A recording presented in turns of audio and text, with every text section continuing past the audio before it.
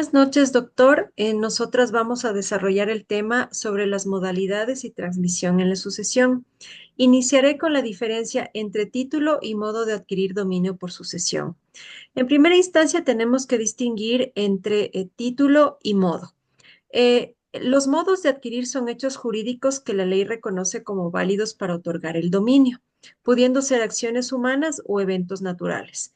El título es el documento que formaliza la transferencia del dominio.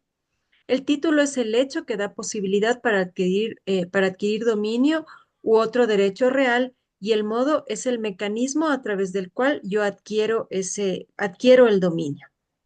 En este sentido, el modo de adquirir dominio por sucesión se refiere a cuando no hay una inversión económica para adquirir el dominio de un bien, y esto se da en los casos de sucesión por muerte. Cuando una persona fallece, el modo de adquirir el dominio sobre sus propiedades es a través de un testamento o de la acción legal. Existen tres tipos de sucesión: la testamentaria, la intestada y la mixta. La sucesión testamentaria se relaciona a la adquisición de dominio de propiedades o de bienes a través de un testamento. La persona fallecida deja su voluntad escrita en un testamento para la distribución de sus bienes.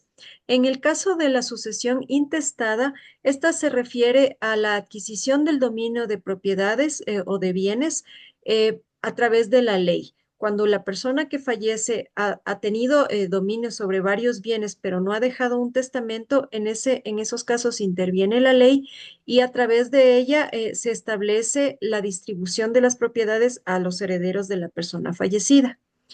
La sucesión mixta se utiliza cuando no existe claridad en el testamento o cuando el testamento se ha elaborado de forma incompleta o imprecisa a nivel legal. En esos casos se realiza la sucesión utilizando el testamento, pero también la normativa legal vigente para la distribución de la propiedad de los bienes de la persona fallecida. Eso es lo que se puede mencionar en relación a la diferencia entre título y modo de adquirir dominio por sucesión. Eh, Buenas noches, doctor. Para mi intervención debo exponer sobre el siguiente tema: bienes, derechos y obligaciones transmisibles versus intransmisibles. En el ámbito jurídico, los bienes, derechos y obligaciones pueden clasificarse en transmisibles o intransmisibles dependiendo de si pueden ser transferidos a otras personas o no. Desde la doctrina civil se entiende que los derechos y obligaciones transmisibles son aquellos que pueden ser cedidos o heredados, como el derecho a una propiedad o el pago de una deuda. Por el contrario, los intransmisibles son personales e inalienables, como los derechos de autor en vida o las obligaciones alimentarias que cesan con la muerte del obligado. El Código Civil y otras normas legales regulan esta distinción. Por ejemplo, en muchos ordenamientos jurídicos, el artículo correspondiente al régimen de herencias establece que obligaciones y derechos que pasan a los herederos son transmisibles y los que se extinguen con la muerte del obligado o sucesor son intransmisibles. La transmisibilidad garantiza la continuidad jurídica y patrimonial, facilitando la sucesión y la seguridad jurídica. Sin embargo, la intransmisibilidad protege derechos íntimos y personales que no pueden desvincularse de la persona, como la patria potestad o el ejercicio del sufragio. Una crítica frecuente es que en algunos casos no queda clara la frontera entre lo transmisible o lo intransmisible. Por ejemplo, ciertos derechos morales de autor, aunque personales, pueden ser ejercidos post-mortem por los herederos, generando ambigüedad. Además, hay quienes sostienen que algunas obligaciones consideradas intransmisibles podrían, en ciertos contextos, ser objeto de delegación parcial o indirecta. Muchas gracias. Ya. Yo a continuación realizaré un análisis sobre los artículos claves acerca de la transmisibilidad. Como punto número 1, el artículo 559 del Código Civil que menciona que los modos de adquirir el dominio son la ocupación, la accesión, la tradición, la sucesión por causa de muerte y la prescripción. Este artículo es clave porque reconoce a la sucesión por causa de muerte como una forma de adquirir el dominio. A continuación, el artículo 660 del mismo Código Civil que menciona que los herederos suceden al difunto en todos sus derechos y obligaciones transmisibles.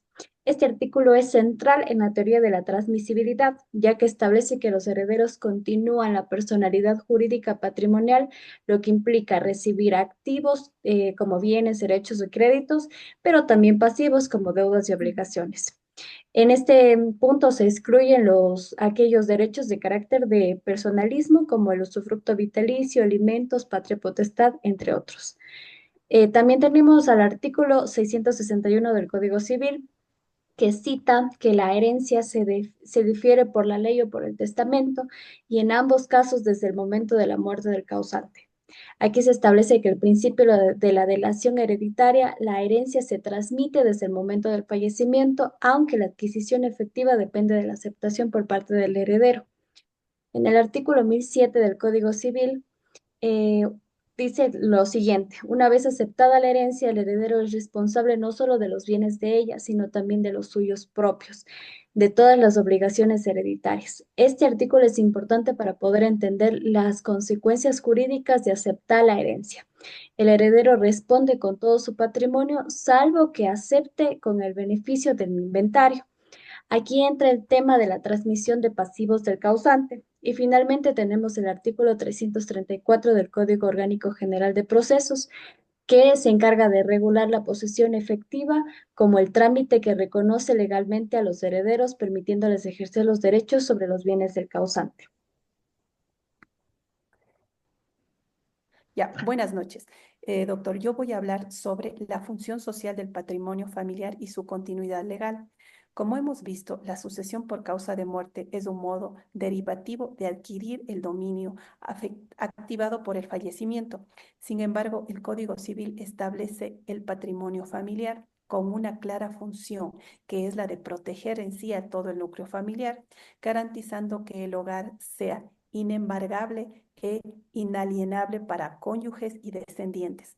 Ahora bien, ¿cómo se articula esto de la sucesión? La clave está en la continuidad legal del patrimonio familiar. Al fallecer el causante, los bienes que lo integran no se incorporan automáticamente al conjunto de bienes sucesorios del causante para ser distribuidos según las reglas de sucesión. Su afectación es especial, es buscar la protección familiar. Por lo tanto, esto significa que al abrirse la sucesión, los herederos se encuentran con un patrimonio del causante que puede ser disminuido por los bienes sujetos al régimen de patrimonio familiar. Estos bienes no son objetos de la delación, de la misma manera que el resto de la herencia, como se menciona en el artículo 998 del Código Civil. La continuidad legal asegura que el patrimonio familiar cumpla su cometido mientras existan los beneficiarios designados. Solo cuando se cumplen las causales de extinción taxativamente señaladas en el artículo 851 del Código Civil, como el fallecimiento de todos los beneficiarios, podría reintegrarse el patrimonio del causante a la sociedad conyugal y potencialmente ser objeto de una futura sucesión. En conclusión, dentro del derecho sucesorio, el patrimonio familiar actúa como una figura de protección que limita la libre transmisibilidad de ciertos bienes y su función social es asegurar el bienestar familiar, garantizando su continuidad legal más allá del fallecimiento del causante, por ende, modulando al conjunto de bienes y los derechos sucesorios de todos los herederos. Gracias.